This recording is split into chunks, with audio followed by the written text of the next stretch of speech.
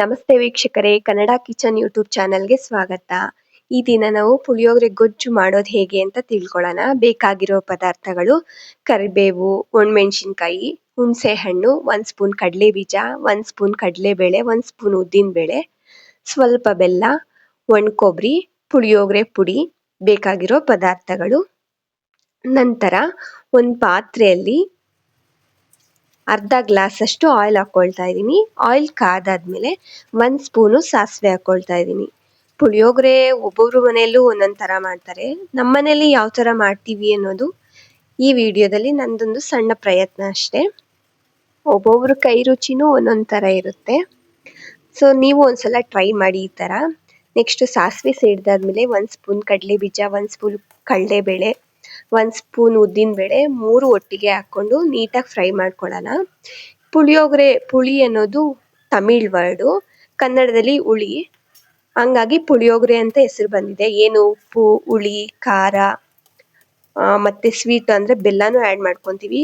ಈ 4 ಸರಿಯಾದ ಪ್ರಮಾಣದಲ್ಲಿ ಹಾಕ್ಕೊಂಡು ಒಂದು ಡಿಫ್ರೆಂಟ್ ಟೇಸ್ಟ್ ಕೊಡೋ ಅಂಥದ್ದೇ ಈ ಪುಳಿಯೋಗರೆ ಆಗಿರುತ್ತೆ.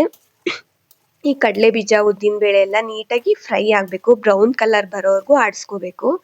ನೋಡಿ, ಬ್ರೌನ್ ಕಲರ್ ಬರ್ತಿದೆ. ಕಡಲೆ ಬೀಜ ಫಸ್ಟೇ ಹಾಕೊಂಡು ಫ್ರೈ ಮಾಡಿಕೊಂಡ್ರೆ ಬೆಟರು. ಯಾಕಂದರೆ ಈ ಥಂಡಿ ಟೈಮಲ್ಲಿ ಕಡಲೆ ಬೀಜ ಹಸಿ ಇದ್ದರೆ ನೀಟಾಗಿ ಫ್ರೈ ಆಗಲ್ಲ, ಸ್ವಲ್ಪ ಹಸಿ ಹಸಿ ಅನಿಸುತ್ತೆ. ಫಸ್ಟೇ ಒಂದು 2-3 ಸೆಕೆಂಡ್ ಕಡಲೆ ಬೀಜ ಆಡಿಸ್ಕೊಂಡು ನಂತರ ಕಡಲೆಬೇಳೆ, ಉದ್ದಿನಬೇಳೆ ಹಾಕ್ಕೊಂಡ್ರೆ ಇನ್ನು ಕ್ರಿಸ್ಪಿಯಾಗಿ ಬರುತ್ತೆ ಕಡಲೆ ಬೀಜ, ಕಡಲೆಬೇಳೆ ಎಲ್ಲ. ನಂತರ ಒಂದು ಸ್ವಲ್ಪ ಕರ್ಬೇವಿನ ಸೊಪ್ಪು, ಒಂದು 7-8 ಒಣಮೆಣ್ಸಿನ್ಕಾಯಿ ಕಟ್ ಮಾಡ್ಕೊಂಡಿರೋದು ಹಾಕ್ಕೊತಾ ಇದ್ದೀನಿ. ನಂತರ ಸ್ವಲ್ಪ ಒಣ ಕೊಬ್ಬರಿ ಹಾಕ್ಕೊಂಡು ಫ್ರೈ ಮಾಡ್ಕೊಳ್ಳೋಣ. ನೆಕ್ಸ್ಟು ಪುಳಿಯೋಗರೆ ಪುಡಿನ, ಮಾಡಿಟ್ಕೊಂಡಿರೋ ಪುಳಿಯೋಗರೆ ಪುಡಿನ ಆ್ಯಡ್ ಮಾಡ್ಕೊತಾ ಇದ್ದೀನಿ. ನೀಟಾಗಿ ಆಯಿಲಲ್ಲೇ ನಾವು ಆ ಪುಡಿ ಮತ್ತು ಮೆಣಸಿನ್ಕಾಯಿ, ಕರ್ಬೇವಿನ ಸೊಪ್ಪೆಲ್ಲ ಫ್ರೈ ಮಾಡ್ಕೊಬೇಕು. ನಂತರ ಕಲಸಿಟ್ಕೊಂಡಿರೋ ಹುಣಸೆ ಹಣ್ಣನ್ನು ಹಾಕ್ಕೊತಾ ಇದ್ದೀನಿ. ನೀಟಾಗೆಲ್ಲ ಅದು ಗಟ್ಟಿ ಆಗೋವರೆಗೂ ನಾವು ವೆಯ್ಟ್ ಮಾಡಬೇಕು. ಪುಳಿಯೋಗರೆ ಪುಡಿ ಮತ್ತು ಹುಣಸೆಹಣ್ಣು ಎಲ್ಲ ಕಾದಾದ್ಮೇಲೆ ಸ್ವಲ್ಪ ಗಟ್ಟಿ ಆಗುತ್ತದು. ನಂತರ ನಾವು ಬೆಲ್ಲನ ಆ್ಯಡ್ ಮಾಡ್ಕೊಳ್ತಾ ಇದ್ದೀವಿ. ಹುಣಸೆಹಣ್ಣು ಕಲಸೋ ಟೈಮಲ್ಲೇ ಬೆಲ್ಲನೂ ಮಿಕ್ಸ್ ಮಾಡ್ಕೊಂಡು ಕಲಿಸ್ಕೊಂಡ್ರೆ ಅದು ನೀಟಾಗಿ ಬೆಲ್ಲನೂ ಕರಗುತ್ತೆ. ಜೊತೆಗಾದರೂ ಹಾಕ್ಕೊಬೋದು, ಹಿಂಗೆ ಬೇರೆ ಬೇರೆ ಏನಾದರೂ ಹಾಕ್ಕೋಬೋದು. ಒಟ್ಟಿಗೆ ಹಾಕ್ಕೊಂಡ್ರೆ ನೀಟಾಗಿ ಬೆಲ್ಲ ಎಲ್ಲ ಕರಗುತ್ತೆ ಅನ್ನೋದು ಒಂದೇ ಉದ್ದೇಶ ಅಷ್ಟೇ. ನಂತರ ರುಚಿಗೆ ತಕ್ಕಷ್ಟು 1 ಸ್ಪೂನಷ್ಟು ಉಪ್ಪು ಹಾಕ್ಕೊಳ್ತಾ ಇದ್ದೀನಿ. ಅದು ಗೊಜ್ಜು ಗಟ್ಟಿಗೆ ಬರೋವರೆಗೂ ಲೋ ಫ್ಲೇಮಲ್ಲೇ ನಾವು ಫ್ರೈ ಮಾಡ್ಕೊಳ್ಳೋಣ. ಫ್ರೈ ಮಾಡಿಕೊಂಡು ಗ್ಯಾಸ್ನ ಆಫ್ ಮಾಡಿಕೊಂಡು, ನೋಡಿ ಗೊಜ್ಜು ಆರಿದೆ, ನೀಟಾಗಿ ಗಟ್ಟಿನೂ ಆಗಿದೆ.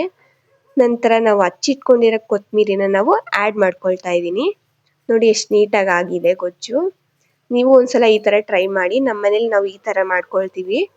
ನಿಮ್ಗೆ ಏನಾದರೂ ಪುಳಿಯೋಗರೆ ಪುಡಿ ಮಾಡೋದು ಹೇಗೆ ಅನ್ನೋದು, ಮನೆಯಲ್ಲೇ ಮಾಡೋದು ಹೇಗೆ ಅಂತ ತಿಳ್ಕೊಬೇಕಾದ್ರೆ ಕಮೆಂಟ್ ಮೂಲಕ ತಿಳಿಸಿ. ನಾನು ಮೊದಲೇ ರೈಸ್ ಮಾಡಿಟ್ಕೊಂಡಿದ್ದೀನಿ.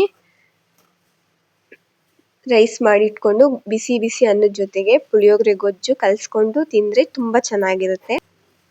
ಇದೇ ಥರ ನಿಮಗೆ ಮತ್ತಷ್ಟು ವಿಡಿಯೋ ಬೇಕು ಅಂದರೆ ನಮ್ಮ ಚಾನಲ್ನ ಸಬ್ಸ್ಕ್ರೈಬ್ ಮಾಡ್ಕೊಳ್ಳಿ, ಶೇರ್ ಮಾಡಿ, ಕಮೆಂಟ್ ಮಾಡಿ, ಸಪೋರ್ಟ್ ಮಾಡಿ. ಬಿಸಿ ಬಿಸಿ ಪುಳಿಯೋಗರೆ ರೆಡಿಯಾಗಿದೆ. ನೀವು ಒಂದ್ಸಲ ಟ್ರೈ ಮಾಡಿ. ಧನ್ಯವಾದ.